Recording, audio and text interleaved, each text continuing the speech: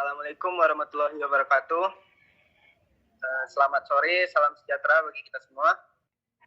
Sebelumnya, salam hormat kami kepada Ibu dosen, yaitu Ibu Titi Sriwayuni, SPDMT. Lalu kepada rekan-rekan semua yang berbahagia. Adapun di sini kami dari kelompok 3, beranggotakan 3 orang. Saya Yova Febrian, selaku moderator, dengan NIM 21076120. Lalu 2 rekan saya, yaitu Kurniawan Safitra dengan NIM 21076095 dan Iqbal Febrio Pratama dengan NIM 21076092. Adapun tujuan kami di sini, kami akan mempresentasikan presentasi kami yang bertemakan atau tentang perangkat lunak, yaitu software, yang mana akan dijelaskan oleh rekan saya, yaitu Iqbal Febrio Pertama. Kepada Iqbal, dipersilakan.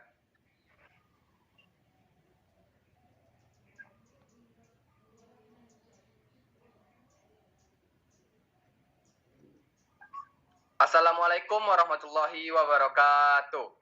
Waalaikumsalam warahmatullahi wabarakatuh. Baik, sebelumnya perkenalkan, nama saya Iqbal Febrio Pratama dengan NIM 21076092. Di sini saya akan menjelaskan tentang perangkat lunak atau software. Perangkat keras komputer tidak akan dapat berbuat apa-apa tanpa adanya perangkat lunak. Perangkat lunak atau software adalah sekumpulan instruksi yang diberikan untuk mengendalikan perangkat keras komputer. Sekumpulan instruksi inilah yang lebih dikenal dengan sebutan program. Maka program inilah yang disebut dengan perangkat lunak atau software.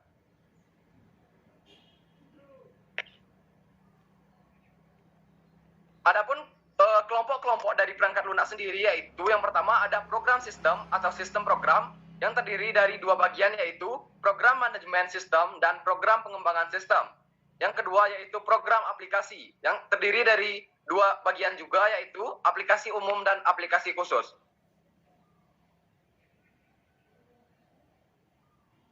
Baik, yang pertama saya akan menjelaskan tentang program sistem atau sistem program. Program sistem sering disebut sebagai perangkat lunak pendukung atau support software.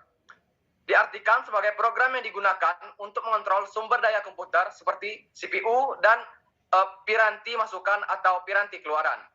Kedudukan program ini adalah sebagai perantara antara program aplikasi dan perangkat keras komputer. Selanjutnya, sistem operasi atau operating system. Sistem operasi atau operating system atau OS adalah program yang ditulis untuk mengendalikan dan mengkoordinasikan kegiatan dari sistem komputer. Sistem operasi adalah program yang bertindak sebagai perantara antara pemakai komputer dan perangkat keras. Tujuan utama sistem operasi adalah menyediakan lingkungan yang memungkinkan pemakai dapat menjalankan program apapun dengan mudah. Adapun sistem operasi tersebut bersifat multi-user yang artinya adalah dapat digunakan oleh banyak user. Yang kedua yaitu multitasking, yang artinya yaitu dapat melakukan banyak tugas. Untuk penjelasan selanjutnya saya akan menyerahkan kembali ke moderator. Baik, terima kasih kepada Iqbal Febrio. Selanjutnya akan dijelaskan oleh Kurniawan Safitra. Kepada Kurniawan, dipersilakan. Baiklah, Assalamualaikum warahmatullahi wabarakatuh. Perkenalkan, nama saya Kurniawan Safitra, NIM 21076095. Saya akan melanjutkan penjelasan dari saudara Iqbal Febrio mengenai fungsi dasar sistem operasi. Yang pertama, fungsi dasar sistem operasi adalah sebagai penghubung antarmuka atau interface bagi pemakai untuk komunikasi sistem dan jaringan dengan pemakai. Yang kedua, manajemen proses mencakup penyimpanan, penjadwalan, dan pemantauan proses pada komputer. Yang ketiga, manajemen sumber daya berkaitan dengan pengendalian pemakaian sumber daya dalam sistem komputer. Yang keempat, manajemen data berupa pengendalian terhadap data masukan, keluaran termasuk pengalokasian dalam piranti penyimpanan sekunder maupun utama. Dan yang terakhir adalah menyediakan berbagai fasilitas layanan pendukung.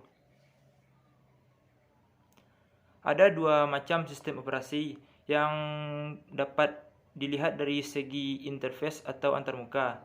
Yang pertama adalah sistem operasi berbasis teks, dan yang kedua adalah sistem operasi berbasis GUI atau Graphical User Interface.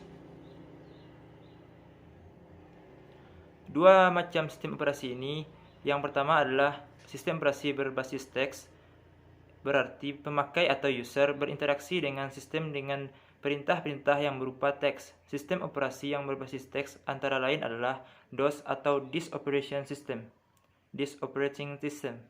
Yang kedua adalah sistem operasi berbasis GUI atau Graphical User Interface, yang berarti adalah user berinteraksi dengan sistem operasi melalui gambar-gambar atau simbol-simbol, dan tentu hal ini akan lebih memberi kemudahan dan kenyamanan bagi pengguna. Windows series dan Linux merupakan sistem operasi berbasis UI. Selanjutnya adalah program utilitas pada sistem operasi. Utilitas adalah program bantu yang bermanfaat untuk melakukan kegiatan yang berhubungan dengan sumber daya sistem. Di lingkungan Windows, program-program seperti format disket, disk defragmenter, dan disk cleanup yang terdapat pada sistem tools merupakan contoh utilitasnya. Selanjutnya, penjelasan akan saya serahkan kepada moderator. Baik, terima kasih kepada Kurniawan Sapitra. Di sini saya juga akan berpartisipasi untuk menjelaskan presentasi dari kelompok kami. Itu selanjutnya ada program aplikasi atau application software.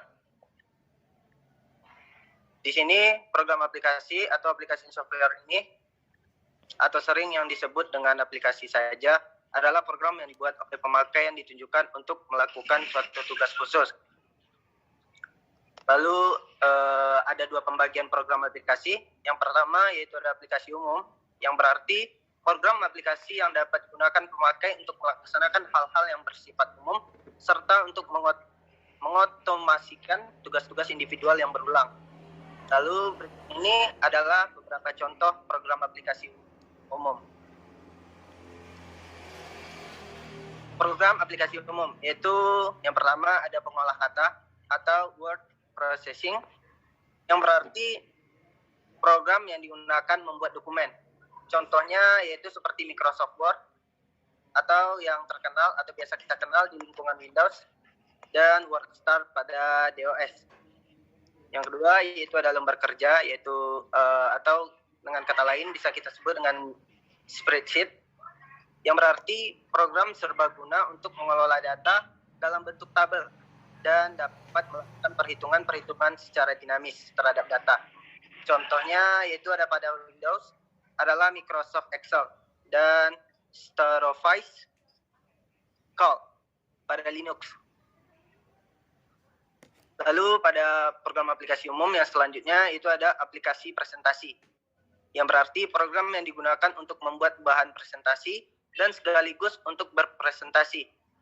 Contohnya yaitu ada Microsoft PowerPoint dan Staron Impress.